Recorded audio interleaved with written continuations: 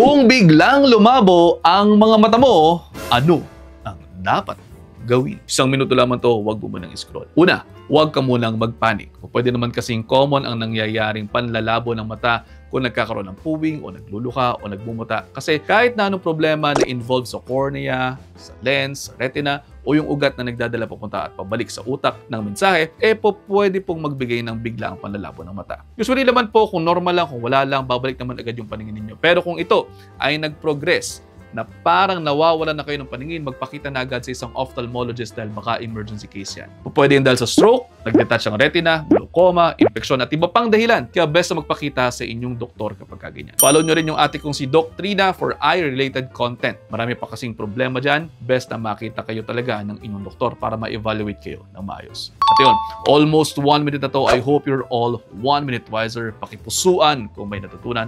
And I'll see you next time. Ingat.